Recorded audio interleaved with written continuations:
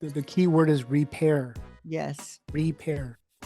There's no such thing as the perfect parent. So I hope that gets you out of the head. And there's no such thing as one style of parenting. The best thing we can do is repair.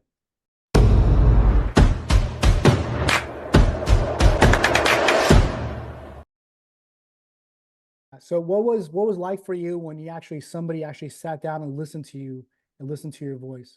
How did that impact you? How did you feel? Yeah, so actually, I have a really cool story about this. So, my second year going to GYLS, so as an alumni, I'm going back now more as I have a more of a leadership role, right? Because the alumni's job is also to help the ambassadors, the first timers, with Mhm. their journey and their process of experiencing this wonderful event. And I was taking that role and, taking a step back, really helping the ambassadors as much as I could in the best way, at least that I felt.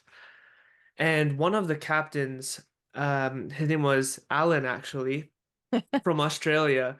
He had noticed something about me, because I wasn't talking much about myself, right? I wasn't opening up much about, and it could have something to do, like you were saying, about the energy, right? The energy that I was giving off. He was able to recognize something. And looking back on it, I mean, my story is very different because when I was 13, like I left home. I've been living on my own for quite some time now because I've been pursuing this dream of mine to become a professional soccer player and all that stuff. So I experienced quite a bit of growth early on. And it also comes with, I would say that is maybe some sort of trauma, right? Because it comes with all this other stuff. And I think he recognized that. And on the last day, actually, this was the 2 days before the end, he told me, he was like, by the end of GYLS, I want you to share your story. And I was like, okay. And immediately I was like, whoa, okay. I don't know about that, but fine, I'll do it. On the last day, the last night, at the end of every day, we do this debrief, right? The last night's debrief, the purpose of it, and everyone had come to an agreement, was to let me share my story. It was the first time that I felt so safe to the point where I was able to tell my life story with all of the emotion involved. I cried, I laughed, everyone else was crying and laughing with me. And it just felt so good because for the first time ever, I was able to open up. I felt free. And that was really, really special. And there's something that happens when you feel that trust from the people around you. You feel okay to be vulnerable and to connect, that it Mhm. just bonds you even more. The connection that happens and that is created from that moment is so hard to define and put into words because of how powerful it is. So that was my experience, at least when I was given that opportunity to be heard. That's amazing. Yeah. That's And I amazing. and just I've done GUL last 2 years as captain, and both years I've seen multiple times where kids have opened up and shared their story, Mm, and they just, it's like it just comes out of them, yeah, and all the other all the other adults that are there and the other kids that are there just surround them with love, because we've already created this environment where everything is giving me goosebumps right now, where everything is just connection and trust and love. And yeah, they know that no matter what they say, they're not going to get beat up. They're not going to get yelled at. No, they're going to be accepted and loved. There's no way you can disappoint. Right. yeah, And that's, if that happens in an environment where these kids had just met us, these, right? You had just, I mean, you'd been with the guy for 5 days. You're the parent. You've raised this child. You've done so much for them. That's what the connection should come easier. But why doesn't it sometimes? Because we didn't create the safety. And so now, Alan, I want to ask you, we know this is the connection. That is the biggest piece. But if somebody is going, oh my gosh, my teen is now 16 and I don't have one bit of connection with them at all, I'm screwed. What do they do? That's a good question. It sounds like even again, this is not coming from judgment or pointing fingers. Of course not. Yeah. Uh, We all you- make mistakes. we all make And we all mistakes. had crap come down on us in Yeah. some form or another that we sometimes pass along. So Remember, we talked about like being human, is never being be able to be perfect. mhm. So the best thing you can do at this point right now, which is great segue, is to repair. There's no such thing as the Say parent. that again. The key word is repair. Yes. Repair. There's no such thing as the perfect parent. So I hope that gets you out of the head. And there's no such thing as one style of parenting. Mm. The best thing we can do is repair. Okay. And what that looks like oftentimes is when my kid's crying, I admit I did something wrong. And I will say, you know what? I'm dad's really sorry. I'm learning as just as much as from you as you are learning from me. So that elevates, that deflate, and it does deflate my position, but this is the moment of connection. So hold on, I mean, let's take a step back before we go that about how that repair process goes. So the thing that you want to understand, the three levels of a leadership position. There's a superior position, there's an equal position, and there's the inferior position. And you got to know when to use that positions correctly. So when you're talking to your kid, most of the time we're talking at a superior position and they're at an inferior position. How much of that influence is going to happen? Nothing, Especially right? as a teenager, especially when they're teenagers. They're going to rebel. They're going to push back. So what do? You push harder and they push harder back. And eventually this is a war. So you guys think about this. This is not a war. You guys are a family. It's not who's right, who's wrong. Yeah. It's, do you want to be right or you want to be happy? Exactly. Do Exactly. you want to be right or do you want to be happy? Kick It took that me a ego long out. time. The Took me ego a- needs to go. Even though you might be 100% right, but you know what? You're going to lose that connection with your kid and none of you guys are going to be happy. Mhm. So you choose. You want to be right, you want to be happy, right? So coming back to 3-level position. So the best way to connect with them is coming at an inferior posture. And what that posture is like, I noticed something's going on with you. It's okay if you don't want to share with me because you're doing your thing. But I love just to hear how your day went. And then be quiet and let them talk.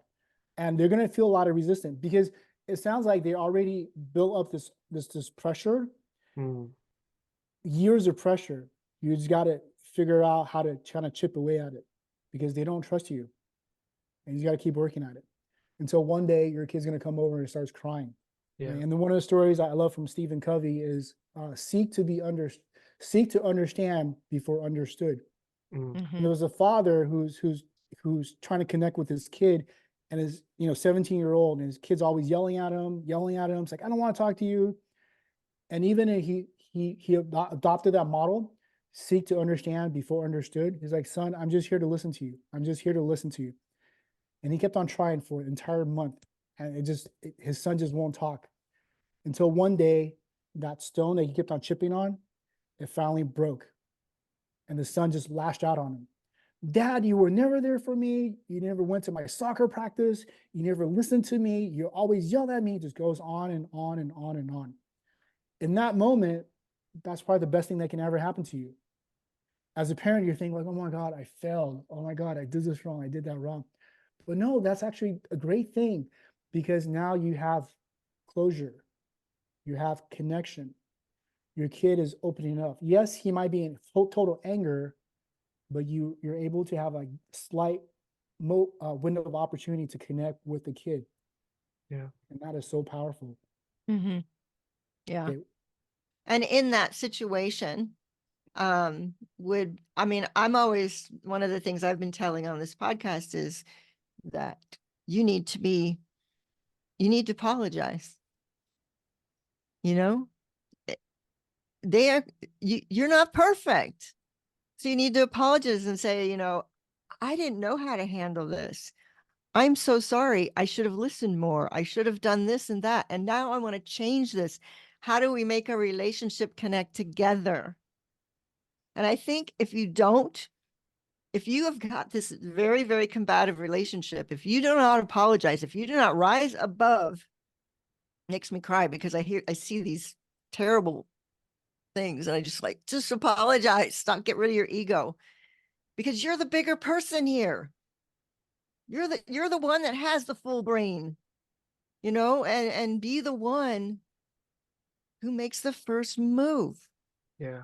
It's not defeat. So, wow, this is so powerful. Yeah. Do you want to be happy or do you want to be right? Yeah. Because those two are The very great, different outcome. great question. And I think, in fact, I'm going to definitely put that out there as far as parents, write that down somewhere and put it there. And when you start to feel that coming, that I got to be right, I got to be right, I got to be right. Take Allan's quote, look at it and say, no, I want to be happy. Right? Yeah. Yeah. And these are the processes that we want to understand and what that looks like. I'll give you my story, right? So when I was like maybe 22 years old, I promised my girlfriend I won't be riding motorcycles anymore at the time because I thought I was getting married, and then to be really miserable because I gave up riding because I lost a sense of freedom. Anyway, so I saw this scooter at a garage sale. It was like 150 bucks or so. So I'm like, wow, this is so cheap. I get to ride again. It's not that fast. And I'm not going to go 100 miles an hour. I'm going to go 35 miles an hour. My mom's going to be proud of me because I'm not going to go in that fast. My girlfriend's going to be not going to hate me because I'll be really safe. So I took it back home. And guess what happened? I got yelled at. Mm. Mom says, are you an idiot? You just gave up motorcycle. Now you brought this back. Are you stupid? It just goes on and on, start berating me. Like, this is the dumbest thing you ever did. Again, I love my mom, okay? Not to berate her or anything. But at that point, I realized, I know I did something wrong. But I wished, or my mom would say, would help me think. Help me think through this process. Was that a good decision? Or was that a bad decision? Teach me how to think. Instead of stop yelling at me, teach me how to think because I need to know how to think. If you want your kids to survive in this world, teach them how to think. Yeah. Not tell them what they're doing wrong because that you're not helping them. Mm. And it Yeah. starts with repair, connection, listening. Going back exactly what you said, Susan, ask them like, so is this a good decision or a bad decision? You don't, I'm here not here to judge you. You tell me. If it's a bad decision, why is that a bad decision? Because if you think about it, the process is with every good decisions was made from experience. Mm. Good experience come from making bad decisions. Yeah. You And you don't learn that if you're being told all the time, and you Yeah. don't learn how to make a bad decision Mhm. and how that you can learn from it. Yeah. Yeah. We tend, that's the whole helicopter parent, right? The rescue, no, I don't want them to fail. Mhm. And Yeah. We just recorded an episode on this specific topic of freedom with responsibility, right? Giving them that freedom, giving your teen that freedom that they need to have to grow, to experience things, to see things for themselves. And how can you be there to guide them, in the best way possible? But yeah, it's so, this stuff is so important to understand, and the earlier the better, obviously.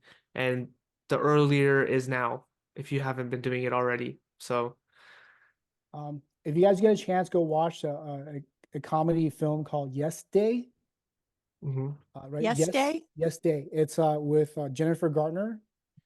And so Okay. basically, I'm not going to kill the entire story for you, but basically, the working mom, they're all super busy, and they promised the kid to have one yes day. And what that means is yes to everything the kids asked.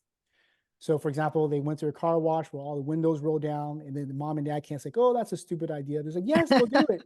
So they get plastered with all the soap and stuff like that, right? So anyhow, the part that I found really interesting was because there are three kids. The middle kid threw this party, a scientific party, where they put like soda and I guess whatever, what do you call that? Mentos, and they're just popping. Yeah. And they give the kid free reign. And the kid invited everybody, their neighborhood, their friends, and their entire house, like the toilet got blew up and the entire house was a mess. And I'm looking at this, I'm like, what can I learn from this? What can I learn from this? What's missing is structure. Mm. Structure are rules, structures are boundaries too. Those all fall under structure. The kids don't know, we teach them structure, but they don't know how to implement it just yet. And or they don't know how to give structure to the younger kids. Because the younger daughter, she went out throwing Mentos and like soda like popping everywhere, right? She's just having fun because she doesn't understand structure. Meanwhile, the middle kid was like tearing his hair out, like, Mom and Dad's gonna kill me. Mom and Dad's gonna kill me. Mm. What's missing is structure. The Mhm. older daughter was supposed to go to concert with her mom. The mom doesn't let her go because she's afraid she's gonna get molested. She's not gonna be able to make the decision. So all the fear that came out. So the daughter went anyways. Mm. Ah, surprise, surprise. She snuck out of the house. She snuck out, like she gave an excuse. So I'm going to her friend's house. The lying part, right? We talked about this, right? So she goes to the concert with her friends. But fortunately, she had innate structure in her when her other friends, like, hey, let's go hang out with these boys in the back of the tent and we'll go smoke some weed. And, you know, who else would know what's going to happen, right? Right. And she's like, the daughter was like, no, I don't think that's a good idea. We just met Mm. them, you know, I don't have any protection. And he's like, that's not a Mhm. good idea. So she ran off. So fortunately, she has structure. So if you look at all through the entire thing, our job as parents to give our kids structure. And here's an analogy I like to give, right? So if this pen was a tree Uh-huh. and it's growing, oftentimes a tree that's grown, you have supporting guide, so your guidepost. Yeah. And usually tie it around it, right? So when your kids are younger, you want to give them boundaries, you want to give them structures, you want to give them rules to follow.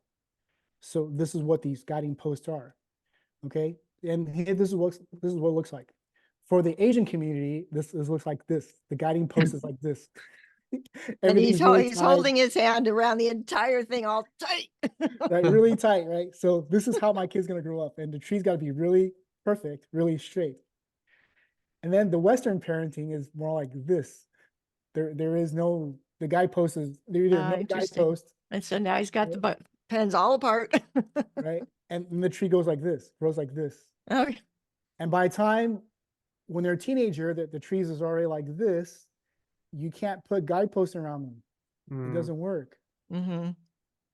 And then what But happens to the Asian parents? The Asian teen. the teens grows bigger and they need to expand. And they're pushing these guideposts out. And this is where you meet massive resistance. Mm. So whether you're Asian or Western parenting, you're going to meet massive resistance up here. Yeah, either And, way. Yeah. and that's why the critical development period is 3 to 14. You want to give them structure here when they're younger, but when they get in teenagers, take the guidepost out, Mm-hmm. let them grow.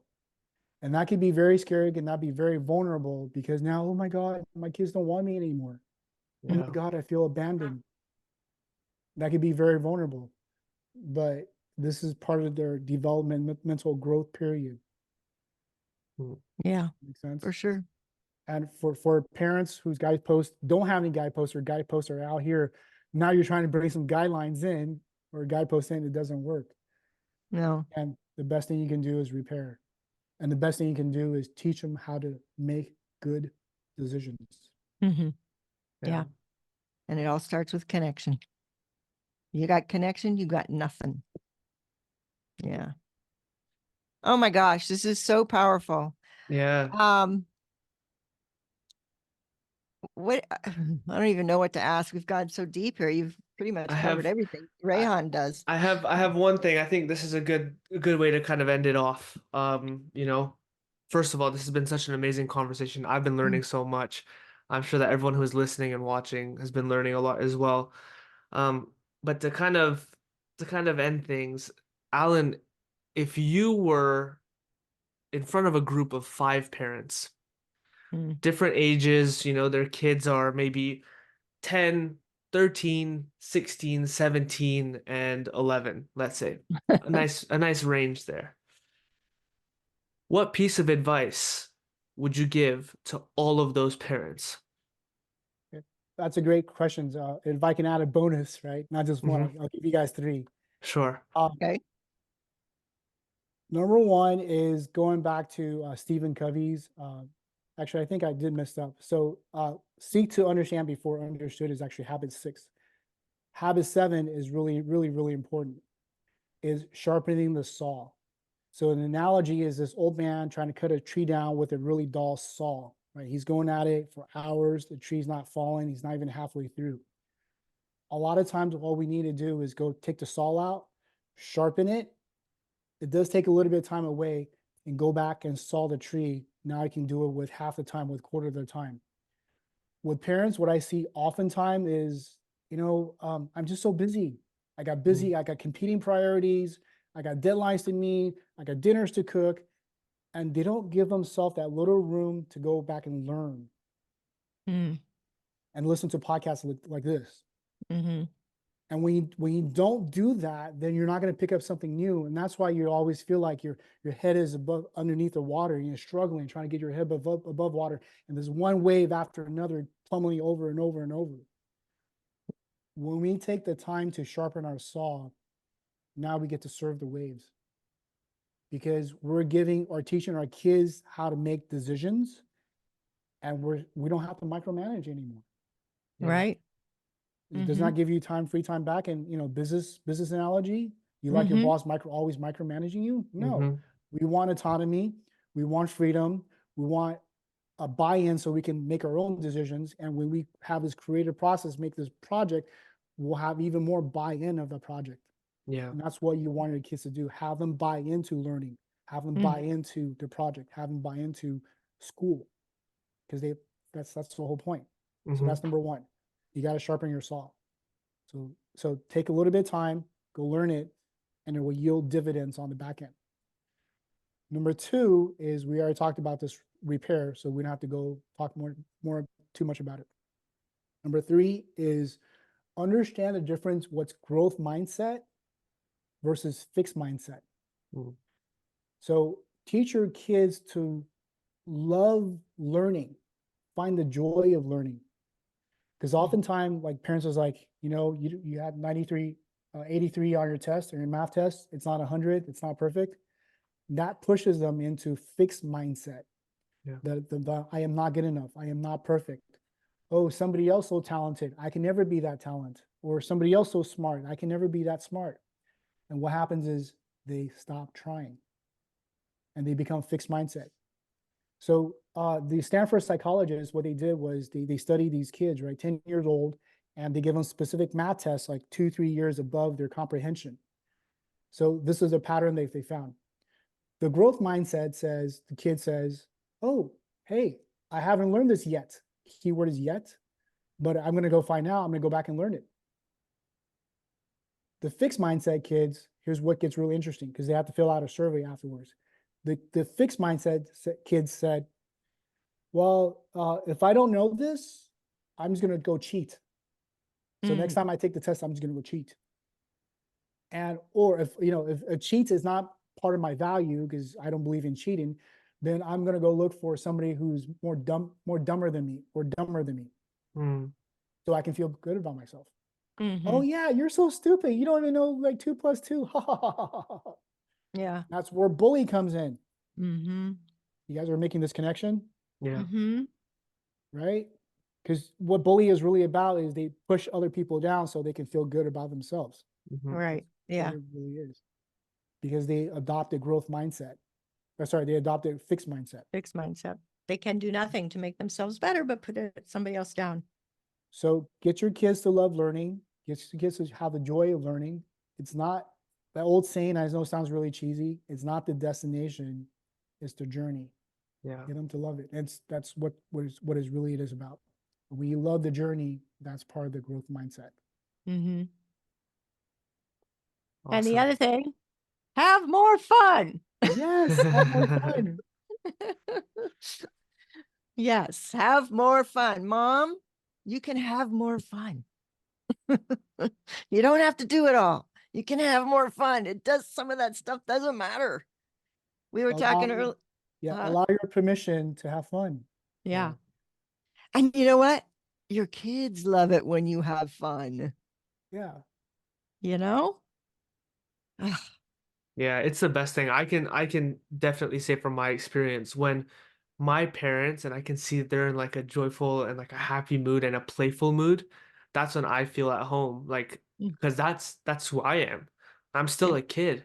I'm still that goofy person, and Susan knows this, and she even ousted me with Alan before when we met. Um, like that's just who I am. And I thrive in that environment. I thrive in that good energy, that playful energy. Hmm. And it's just the best feeling ever for a kid to see your parents feeling that way and experiencing that as well. It's the best thing ever. And it goes back to relationships, right? So Yeah. when your parents are okay, the kids can feel okay. Mm-hmm. And Is also, that when you're having fun, you're being vulnerable. You're showing it doesn't matter if you make fun of yourself or you act silly or whatever. You're being vulnerable. You're being you. Yeah. And that's the most important thing is to be you. Yeah. So, oh my, There's a funny, I know we're just going on we here, could go but on forever. yeah, there's one thing that I keep reminding myself. It's like, we're born into this earth, right? And we have no concept of anything when it comes to like society or expectations or any of that, Mm, right? And as yeah. kids, all we do is play. Like that's our thing. And I always try and remind myself, like, just be more like a kid. Just be a kid, play, live life that way because I feel like that is who we are in our most authentic form, Hmm. right? That is how we start off. And obviously we grow, we learn things, we experience new things and stuff like that. That's normal. But if we're able to play this game of life, right? Make it fun, enjoy the journey, like Alan said. I think that's such a sweet spot to live life in. No, yeah, no kidding. That is Yeah. so true. Yeah, there's we were just talking about this before we started recording. Ted Lasso is one of my all-time favorite comedy like leadership series. And in one of the season, I believe it's season 3, Isaac McDew, he was a captain. He's got tremendous amount of stress and pressure built around him. And what his other coach did was he pulled him aside and went to go play with just the regular folks Yeah. and reminded him what soccer was all about. Mm-hmm. It was about having fun. Yep. And by There you having go. fun, that gave him confidence. And by having confidence, now he can come back and lead the team Yeah. into Yeah. victory. Yeah. Because really, I mean, that's life is every day, right? And time goes by so fast. And if you're not having fun, what's the point? You know, it doesn't matter how many toys you have. It doesn't matter how many luxury things you have. It doesn't matter what schools you get into or anything. It's about enjoying life. Yeah. And that means having fun and being in the moment and all those other things, which we get so caught up, we don't even notice. So, oh my gosh, this has been so valuable for me. It's been And awesome. I think everyone listening, um, you just like solved every parenting problem there is. Yeah, And made that's it so easy to understand too. It all makes sense. one of the things. Anytime I study something, I always go for the root, understanding the root structure. Hmm. And once I understood that, then I understand the root cause. Hmm. Yeah. At least trying to understand the root cause. Yeah. Right? And you don't get that unless you're listening. Gotta listen, seek to understand. Although Yeah. you won't find the root cause and you'll still be skimming the surface and never get it fixed. Yeah. Yeah. So Well, Alan, thank you so much for coming on. It's been such a pleasure for us to have you on this podcast and for us to hear and witness everything that you've said and everything that you've shared with us today. We really appreciate it. We appreciate you. For anyone who is watching this on YouTube, feel free to like, subscribe, comment, do all that stuff. If you're listening to this on Spotify or any other platform, then feel free to follow it and give it the ratings and all that good stuff. But honestly, Alan, it's been such a pleasure. We appreciate you so much. And yeah, thank you so much. If you have anything else to add, you can go for also it, where Susan. Where can people reach out to you?